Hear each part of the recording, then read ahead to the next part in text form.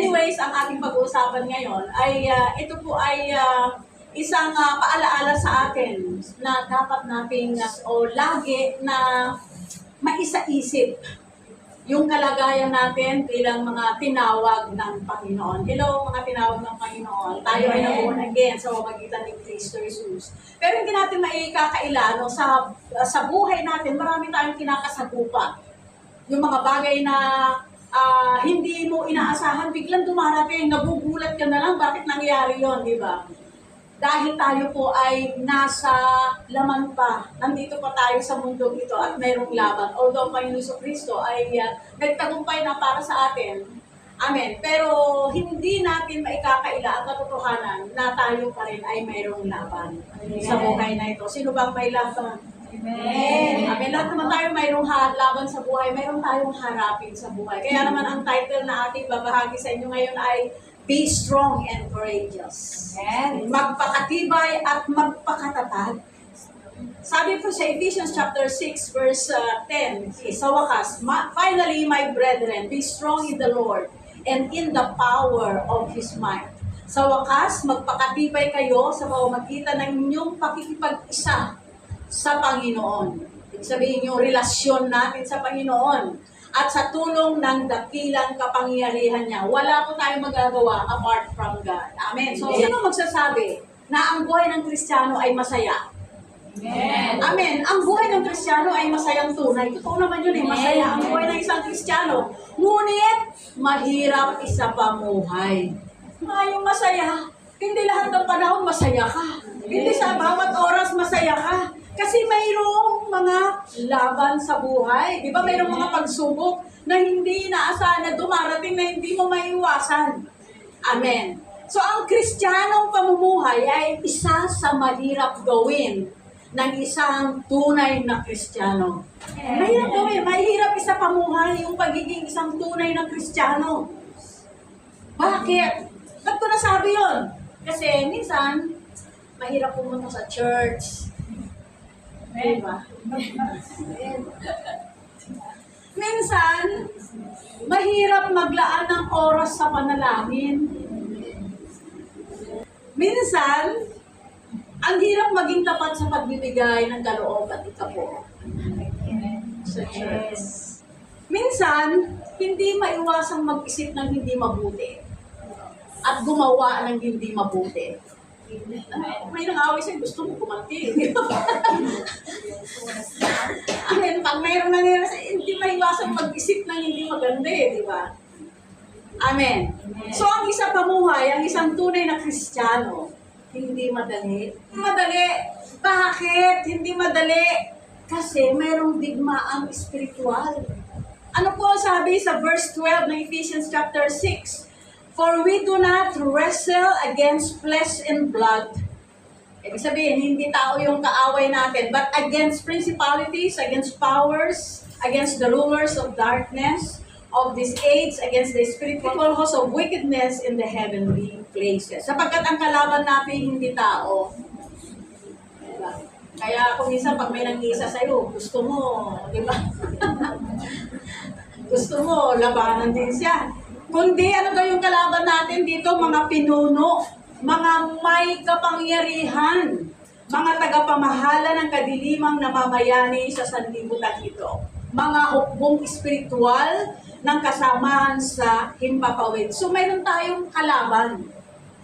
Hindi nakikita. At itong mga hindi nakikita ito ay makapangyarihan. May kapangyarihan ito. Amen. So, sino ito? Ano itong mga makapangyarihan ito na sinasabi rito na nananahan dyan sa himpapawid? Kaya kung minsan pag nananalangin ka, tumatalbog lang. Kasi nakaharang eh. Doon sa second heaven. Di ba mayroong 3 heaven na sinabi sa salita ng Panginoon? Nakikita natin yung clouds. Yung mga bituin niyan yung first heaven eh.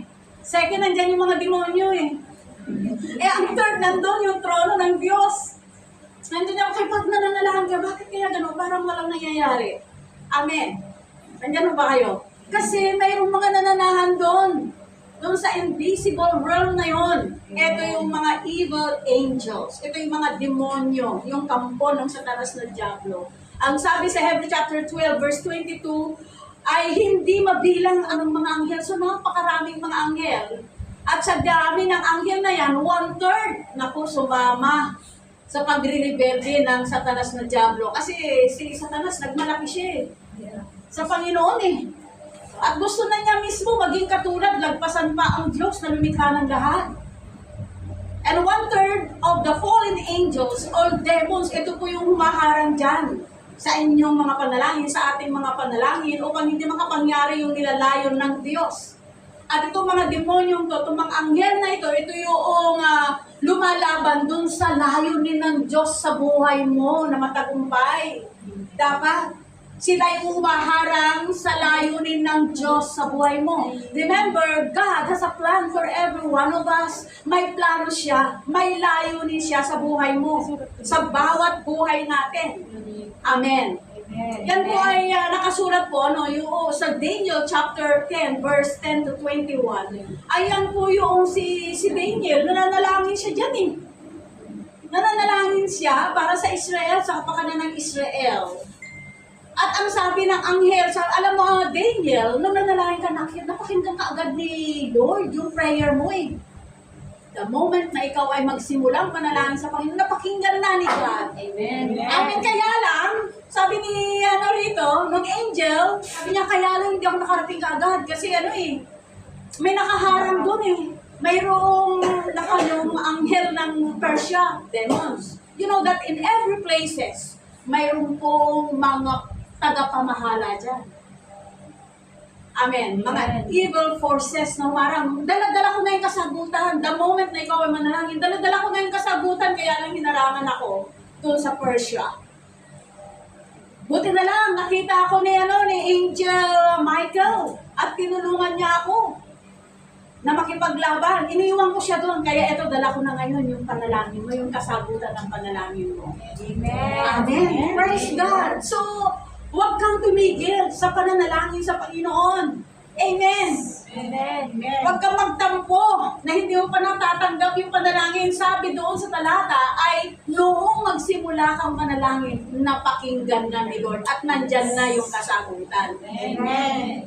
Halimbawa, bibigyan ko kayo ng halimbawa dito, may kakilala ka at naging kaibigan. Lahat naman, mayroong kaibigan dito. Mabait yung kaibigan mo na yon. Matulungin. Madaling tawagan. Natulungan ka, samahan ka sa lakad mo, maging sa gimikan, di ba? Maging sa pagpapak ng door-to-door. Madaling sumama sa'yo kapag kailangan mo ang tulong niya. Amen. Hanggang one day, in-invite mo siya sa church. Sabi, tara sa church. Dahil alam naman niya na Christian ka Amen. Kaya naman pinagbigyan ka niya na umaten sa church. Kaso, nung sumunod na linggo, in-invite mo siya ulit. Hello? At nag-yes naman sa'yo. Nasasama sa'yo sa susunod. Kaya lang, ang nangyari, hindi sumipot. So the following week, nagkita kayo at nagkausap kayo at sinabi mo, uy, alam mo, na-miss ka namin sa church. Ang sagot niya sa'yo, ano sasabihin niya sa'yo? May biglaan kasi nangyari Kung ano yung mga dahilan na sasabihin sa'yo. Nais mo bang malaman kung ano talaga ang nangyari? May digmaang spiritual. Amen. Hallelujah. Sabi nga rito sa Daniel, sabi, dininig na ang iyong panalangin na parito akong taglay ang katugunan. Ngunit napipigilan ako sa kaharian ng Persia pagkat 21 araw muna ako nakipaglaban kay bantay roon. So again, bawat bansa mayroong bantay na. Nang makita ni Miguel, isa sa mga pinuno ng mga anghel, ako'y nakipaglaban, sinapluluhan niya ako, iniwan ko siya roon. So yung gawa nating paghayo, hello, mahayo ka ba? Ikaw ba ay nag-iimbita? May mga dahilan Yan, kaya hindi nakakarating. Yung winawalang halaga ka, binabaliwala yung invitation mo, yung pag-share mo, sapagkat mayroong spiritual na digma ang nangyayari. Siyempre, kampo niyan kasama sa kaharian niya Alam nga naman pakakawalan niya ng basta-basta yan. Tama. Hindi ka tatantanan yan. Amen. Amen. Amen. Now sa pamilya, Aba, ano dyan? Meron pong ano dyan? Meron pong digmaang nangyayari dyan. Kaya yung pamilya hindi nagkakasundo. Di ba, isang bahay na nga lang, hindi nagkakasundo. May hindi magkakasundo. Yung mga anak. Lumalaban na sa mga magulang. Hindi kanila mag-gets na ang gusto mo naman sa kanila ay yung makakabuti sa kanila. Amen. Dahil mayroong pag-atake. Pag-atake ng mga hukbo ng kasamaan sa iyong papawid. Amen. Maging sa church. Hello? May pag-atake. Ano ba yung church? May mga atake dito, atake dyan. Ang church, atake dito, atake doon. Diba? Pintas dito, pintas doon. Maging yung leader. Leader ng church. Inaatake rin yan. Akala nyo exempted. Maging yung pastor. Inaatake yan. Amen. May pag-atake sa pastor. Hello. At maging ang Biblia, inaatake. Hindi. Kasi maniwala ako dyan, di ba? Amen. Kung ano yung sinasabi nila sa salita ng Panginoon, inaatake. So, ang lahat ay dahil may labanang spiritual. Ito yung mga kampo ng Satanas na Diablo, mga demonyo, mga hindi nakikitang kalaban. Now, hindi ibig sabihin na walang saysay yung ating pagpapagal na humahayo.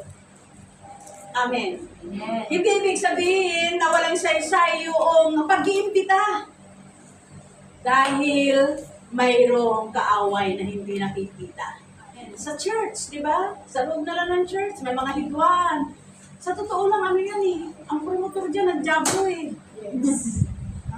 Kasi, kung titingnan natin, ang ating katabi, talaga namang marami namang kapintasan, mas lalo ka na. Kaya nagduro. Sige, duro tayo. Pero sa totoo lang, mas marami. Ang dami nga nakaturo sa'yo eh, di ba? Tapos wala tayong ginagawa. Yun ang pag tayo po ay palapintas, sa totoo lang, tayo ang may kapintasan. Yes. Amen. So, ang kaaway, hindi siya. Kundi yung promotor, yung hindi nakikita ang kalaban ng Diablo. So, ano ang dapat natin gawin? Doon sa hidwaan natin, doon sa digmaan natin spiritual. Sabihin ko nga, mayroong dapat gawin. Dapat gawin. Alam mo kung ano yun? Sa totoo lang naman, yung kaaway natin, hindi naman talaga yung katabi mo. Hindi naman talaga yan eh. Hindi naman yung iba ang kaaway mo talaga eh. Yung mga kilala mo, hindi yun. Kundi kadalasan, ang ating sariling laman, ang salarin. Eto ang salarin. Amen. Hello? O yung masamang influensya ng sanlibutan. Amen. Praise God. So, paano tayo mapapalakas sa labanang espiritual? Paano tayo magkakaroon ng kalakasan? Now, sa araw na ito ay pagtuunan natin ng higit sa lahat yung ating sarili bilang mga tinawag na Christian. Of Christian. Amen. Amen. Now, dito po tayo magsimula sa ating spiritual na pakikipagdigmaan. Again, ang spiritual na digmaan nagsisimula sa atin. Amen. Hindi sa labas. Hindi kung kanino. Now, sabi nga sa 2 Timothy chapter 2, verse 3, na tayo ay kawal ng Panginoong Hesukristo, user of the Lord Jesus Christ. Bawat isa, sundalo. Hello, mga sundalo. Bawat isa, kawal ng Panginoong Hesukristo. At hindi po tayo magiging mabuting kawal ni Kristo sa labanan, maliban tayo ay magpakatatag at magpakatibay sa Panginoon. Amen. Amen. Hello? Dahil bago tayo magkaroon ng tagumpay laban sa sanlibutan, kailangan po natin na mapagtagumpayan muna yung ating sarili. Amen. Mga hinanggo dyan, diba? madaling masaktan. Paglabanan mo yung sarili mo. Yes. Amen. Kasi imposible na magtagumpay tayo sa buhay na ito kung ikaw mismo hindi mo alam na ang number one na salarin ay ikaw din. Yes. Kaya nga sabi rito sa Ephesians chapter 6 verse 10, basahin ko ulit, finally, my brethren, be strong in the Lord and in the power of His might. So, wag ho nating hayaan yung ating relasyon sa Panginoon, yung ating ugnayan sa Panginoon. Amen. Yung ating pakikipag-usap sa Panginoon sa pamamagitan ng pagbabasa ng salita ng Panginoon, ng Biblia. Amen. Yes. At yung tulong ng kanyang kapangyarihan. Amen. So, ibig sabihin, dito sa binasa natin, nasa Diyos ang ating tapang. Kaya ka matabang dahil sa Diyos na nagbigay ng tapang sa'yo, nagbigay ng lakas sa'yo. So, kailangan mga Kristiyano, mga minamahal na kapatid, maghanda po tayo. Ephesians chapter 1 up to verse 3, ito ay patungkol kung ano mayroon ka sa Panginoong Jesucristo. Ikaw ay nakaupong kasama ni Kristo. Amen. All spiritual blessing ay nasa iyo na. Ikaw ay pinili, niligtas, tinubos, Amen. tinuring na anak ng Panginoon. Yun kay, binigyan ng kapamahalaan ng Panginoon. Chapter 4 and up to chapter 6, ay ito naman ay tungkol doon sa dapat mong gawin bilang isang Kristiyano. Amen. So una, ay dapat na, ano po yung sa chapter 1 up to 3, ito yung kung ano ang mayroon tayo bilang mga mananampalataya. Chapter 4 to 6, ito yung kung ano yung dapat nating gawin bilang mga mananampalataya. So ito yung mga tagubilin ni Apostle Paul.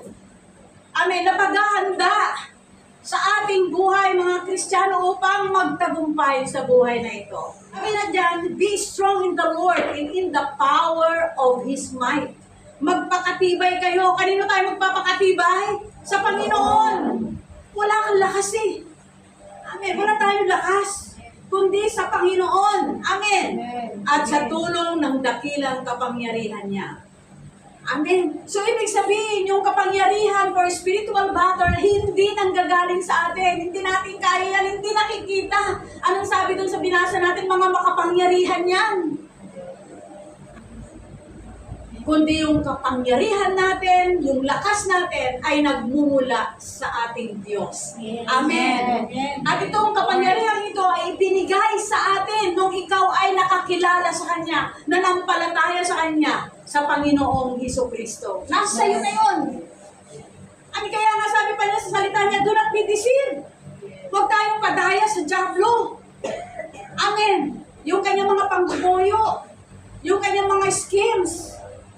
So dito po sa talata ito, sa Ephesians chapter 3, verse 16 to 20, ay nanalangin si Pablo na tayo mga Kristiyano ay dapat nating malaman at maranasan yung kapangyarihan ng banal na Espiritu Santo sa ating buhay. Kung ang bawat Kristiyano ay mayroong kapamahalaan at yung kapamahalaan yun available sa atin dahil si Kristo nananahan na sa atin, yung banal na Espiritu Santo nananahan sa atin, bakit tila hindi nakikita yung kapangyarihan yun sa buhay mo, sa buhay natin? Bakit kaya hindi mo damdam? Hindi mo maramdaman? O hindi mo maranasan? No, hindi mo makita yung epekto ng kapangyarihan yun na nasa sa'yo? Bakit? Bakit hindi maramdaman yung presensya ng Diyos sa buhay mo? Hindi mo feel? Parang nawawala si God. Bakit? Bakit kung nasa sa atin lahat, yung kapangyarihan yun, yung kapamahalaan na yun, bakit hindi mo makita sa buhay mo? Ano po sabi ni Pablo? Eto sabi ni Pablo. Sinasabi ni Pablo sa atin, bawat isa, wear the whole armor of God. Amen. Isuot ang buong baluti ng Diyos. Remember, ang kaaway hindi nakikita. Makapangyarihan, mga pinunuto. Nandyan ho ba kayo? At kailangan natin ang sandata. Amen. Amen. Na panlaban at panangga.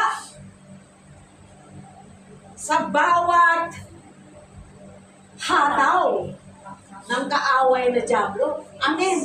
Amen. Where the whole armor, isuot ang buong baluti ng Diyos. Sabi niya, isuot ninyo ang baluting spiritual kaloob ng Diyos upang mapaglabanan ninyo ang mga lalang ng Diablo.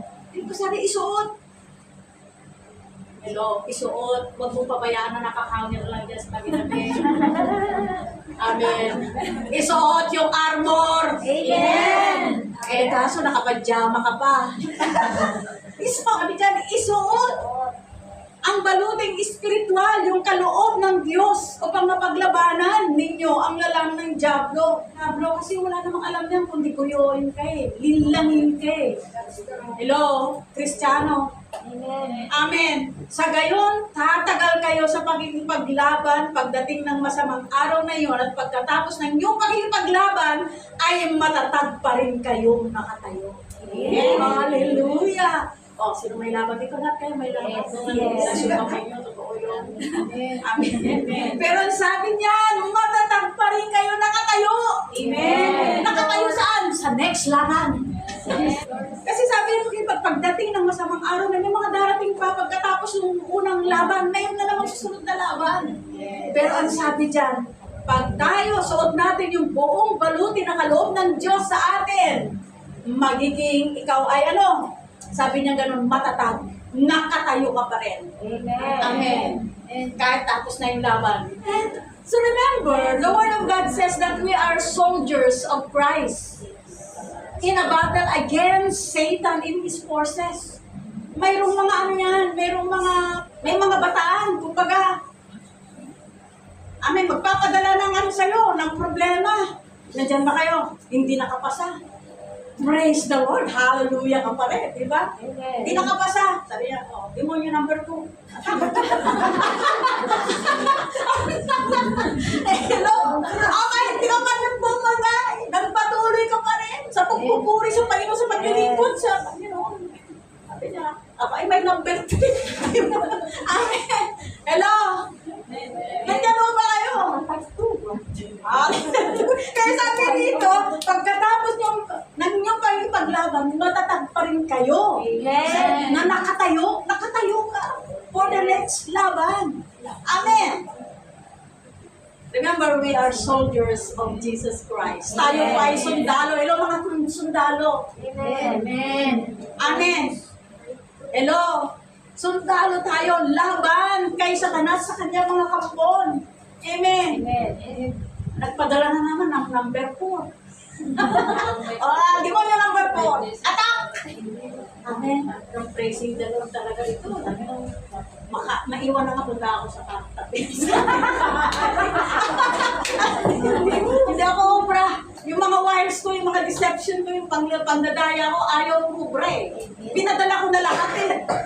Remember, we are soldiers of Jesus Christ. Amen. Amen. In a battle against Satan and his forces. Sabi nga sa 2 Timothy chapter 2 verse 3 and 4, magpakasakit ka tulad ng isang mabuting kawal ni Kristo. Amen. Magpakasakit means magtiis. Ang isang kawal ay hindi dapat makialam sa mga bagay na walang kaugnayan sa pagiging kawal. Amen. So, yung pagiging kawal, talagang tayuan mo na kawal ka talaga. Pangatawanan mo na yan, huwag pakialaman yung hindi dapat, yung mga bagay na walang kaugnayan sa pagkakatawag sa'yo. Sa halip, dapat niyang sikaping magbigay lugod sa kanyang pinuno. Amen. Magbigay lugod tayo sa ating Commander-in-Chief. Amen. Na nag-enlist sa atin. Hallelujah. Kung nais po natin, kung ang isang sundalo ay nagnanais siya na maging malakas, maging matatag, ano yung dapat niyang gawin? Ang isang sundalo, siyempre mag-exercise. Diba? Amen. Magsasanay siya. Amen. At didisiplinahin niya yung kanyang sarili. Yes. Di ba ganun yung mga sundalo? Yes. Amen. Amen. Amen. Magtiis para kay Kristo at magtiis ng hirap sapagkat may mga darating na paghihirap. Mayroon pang mga paghihirap na darating. So, kailangan pangalagaan ang totoong pananampalataya. The word is totoong pananampalataya. Kasi maraming nagsasabing mananampalataya sila pero hindi mo nang makita sa gawa. Ngunit maging matatag, iwasan ang hindi makakristyanong pamumuhay. Ito yung sinasabi niya kanina na huwag nang makialam sa mga bagay na walang kaugnayan sa pagiging kawal. Iwasan na ang hindi makakristyanong pamumuhay. Kailangang mamuhay at gumawa para sa Panginoon at buong tapang na ipangaral ang katotohanan. Amen. Amen. Amen. Yes, God. Ang isang sundalo ay nasa ilalim ng pagsasanay. Amen. Amen. Nandyan ho ba kayo? Bago lumaban sa gera, nakakita na ba kayo o may kakilala ba kayong sundalo na hindi nagsanay? At dito mismo, mayroong tatlong kategorya ng pagsasanay na ginagawa ng isang sundalo. Physical training. Ano bang physical training? Ito yung self-discipline. May oras sa mga sundalo yung pag natulog, di ba, sa mga ginagawa nila. Weapon training, kung paano sila humawak ng sandata. Kailangan marunong sila magpaputok ng baril. Maglagay ng bala sa baril. Amen. At ano pa? Pangatlo, field service training. Amen. Ano itong weapon training natin? Ito po yung ating equipping. Ito yung paglalakbay kasama ng Diyos. Ito yung Power-Filled Life Seminar. Amen. Discipleship training. Equipping. Amen. And field service training. Ano to? Ito yung care group. Hello, huwag kaliligtaan ng care group. Amen. Ang care grouping. Amen. Dahil dyan po natin na-i-apply yung mga bagay na natutunan natin. So, ang pinakamahalaga dito na mapapansin natin sa lahat ng training, ito yung physical, spiritual training. Amen. Dahil ano ang saysay ng, alam mo, yung gamitin, alam mo may weapon ka. Kaya lang, anong saysay niyan? Amen. Kung wala ka namang physical training, self-discipline. Hello. Ang walang self-discipline, madaling mapagod yan. Nakakapagod ka ng mag-church, nakakapagod ka ng mag-training. Madali ka. Kaya kailangan ng exercise. Sila mga sundalo. Amen. Kailangan mag-exercise. Amen. Ang mga sundalo, pag nanonood na nga ako, mayroong mga nagmamarcha sila, di ba? In unison, yung kanilang pagmamarcha. Naglo-long jump sila. Umaakyat sila sa mga pader, di ba? Sa lubid. Nag-high jump sila. Tumatakbo sila, di ba? May mga daladalang heavy packs. Samantala, yung pong mga sandata, yung weapon training natin, ito po yung pagtuturo natin kung paano gamitin. Amen. Amen. Hello. At naniniwala ako na yung mga nakatapos ng paglalakbay natin, alam na nila mag-share ng salvation. Amen. Alam na nilang i-share yung kahalagahan ng repentance. Amen. Alam na nilang pahalagahan ang pagbabasa ng salita ng Diyos. Alam nila ang kaligtasan at ang pagiging bagong nilalang kay Kristo. Field service training naman, ito po ay para mapamiliarize tayo. Di ba pag yung sa care grouping, magkakakilala pag tatlo lang, kapat yung leader. Madaling makapagbukas madaling makapag-connect kaysa dun sa malaking grupo. Kaya wag po ninyong hayaan na hindi kayo nakakapag-care grouping. Kasi dyan tayo nagkakaroon ng kalakasan, bawat isa. Amen. Kaya ang nangyayari, nagtataka tayo bakit maraming Kristiyano na nawawasak, nasisira dahil sa kasalanan at sa mga tukso. Amen. Kailangan po natin ang care grouping, paalalahanan. Amen. Nandyan po ba kayo? Amen. Praise God! At bakit ba napakaraming mga Kristiyano na pagkatapos na pumunta sa church, nawawala ng interes, na dumalo sa gawain, at bumabalik sa dating pamumuhay? Katulad kanina, meron kaming nakasalubong dito umaaten. Ngayon sa iba na umaaten. Kung baka kulto na yung napuntahan niya. Alam natin kung paano natin gamitin yung ating weapon to defend ourselves. Ano nga ba yung mga weapon na yon na binigay sa atin? Belt of truth. Katotohanan. Okay, katotohanan. Truth. Sabi sa Biblia, the truth, you know the truth, Yes. And the truth shall set you free. Now, kumusta ang buhay mo? Nasa katotohanan ka ba? Nandyan ba? Baka naman, may nagsabi sa akin Pastor, ano naman siya pa naman yung aking pinaglilingkod na, Lord mo siya kahapon ngayon. Di ba? Lord mo siya noon! Lord mo siya kahapon! Ngayon, Lord mo pa rin ba siya? Ano pa yung sandata natin? Righteousness. Yung pagkamatuwid. Kamusta na naman? Talagang yung sarili talaga natin tinuturo ng Biblia. Ang talagang unang gera natin ang salarin yung sarili. Yes. Di ba? Nasa katwiran pa ba tayo ng Diyos? Ano pa? Pangatlo, ano sandata? Sharing the gospel of peace. Nagsishare ka ba? Amen. Amen.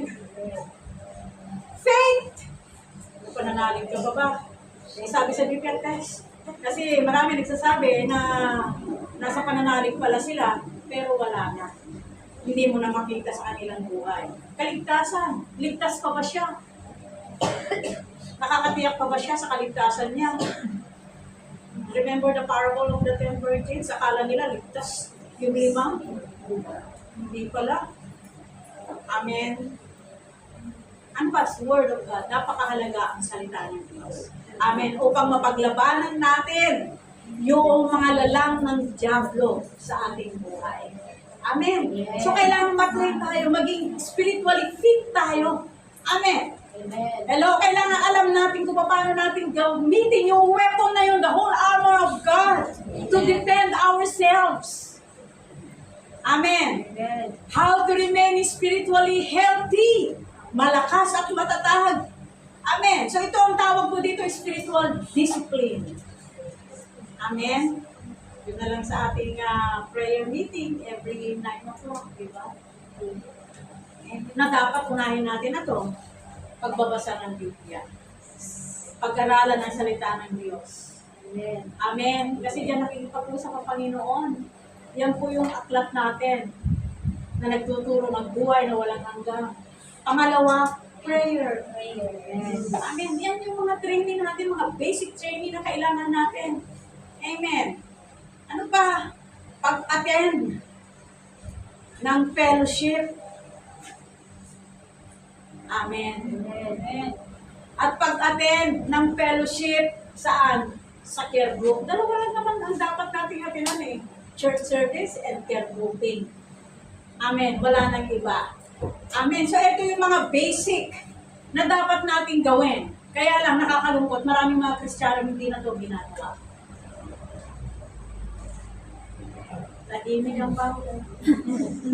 Amen. Kaya talunan Kaya talunan. Hindi makalaban. Yung kapangyarihan ng Diyos at yung tulong ng Diyos sa kanilang buhay. Amen. Amen. Hello. Dahil nakakalimutan yung mga basic na kailangan ng isang sundalo ng Diyos. Kaya nga sabi ni Pablo dito sa salita niya, be strong. Magpakatibay. Yung po sabi niya yan Alam mo yung salitang be strong, sa Greek word, ito po yung dunamis, na kung saan galing yung salitang dynamite. Amen.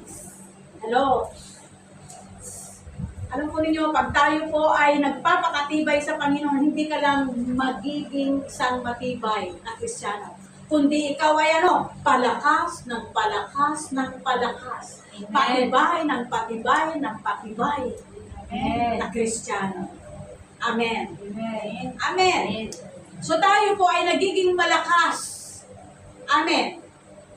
Depende yan kung paano mo ginugugol, kung paano mo ka naglalaan ng panahon at oras sa Panginoon. Amen. Amen. At sa pagsasanay ng disiplina sa sarili. So do you want to become strong? Amen. It won't happen automatically. Hindi automatic. Mahirap po na gawin ang spiritual discipline. Amen. Amen. Nandiyan mo pa kayo? Para tayo ay maging strong sa Panginoon. paano ko hahalin tulad itong mga bagay na ito? Katulad ng mas mahirap ang manalangin kaysa magtrabaho pinagpapawisan ka.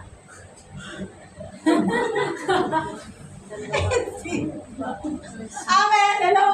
Pag dilat ng mata talaga, kuha na yung map.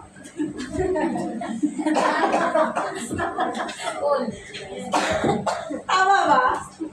Mas mahirap magdala ng Biblia kaysa sa cellphone. Pag nakalimutan yung Bible, ay okay lang. Pero pag cellphone, babalikan mo yun. Tama ba? Bato-bato sa langit, makonsensya. Natin yung ating sarili na disiplinahin. Amen. Amen. Hello, spiritual disciplines are difficult to do. Mahirap po kami yan. Pero magagawa po natin yan. Amen. Amen. Makakapanatili tayo. Amen. Sa ating buhay bilang isang Kristiyano sa magitan ng tulong ng Panginoong Hesukristo, ng banal na Espiritu ng Diyos. Amen. So kailangan po tayo ay lagi na nasa training. Amen. Yung pinagdadaanan mo, training yan. Amen.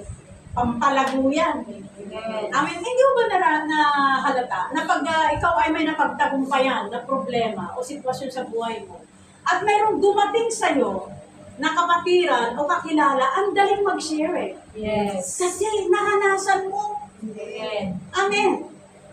Hallelujah. So tayo, bawat isa ay nasa training. Kailangan mag-training para tayo ay lumakas. Amen. Amen. Patuloy na lumakas.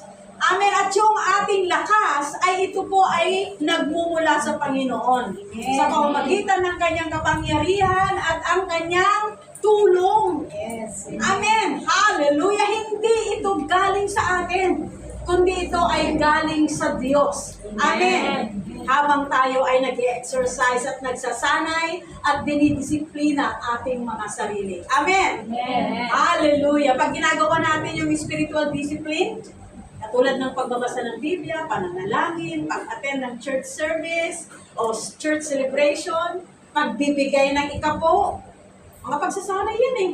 Amen. Amen.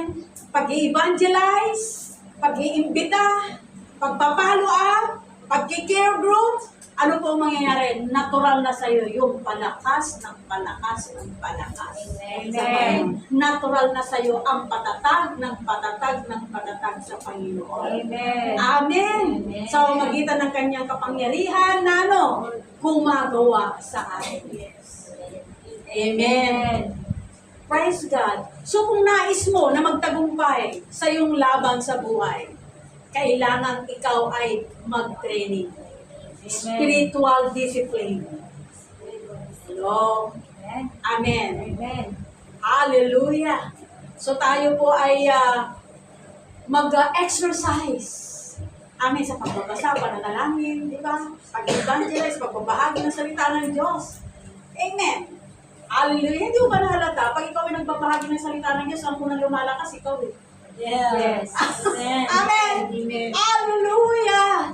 Amen. Ang kapangyarihan ng Diyos sumasa iyo. God is strong. Amen. Amen. And He wants you as strong na maging malakas. Amen. Stronger and stronger and stronger. Magpakatibay at magpakatatag sa Panginoon. Amen. Amen.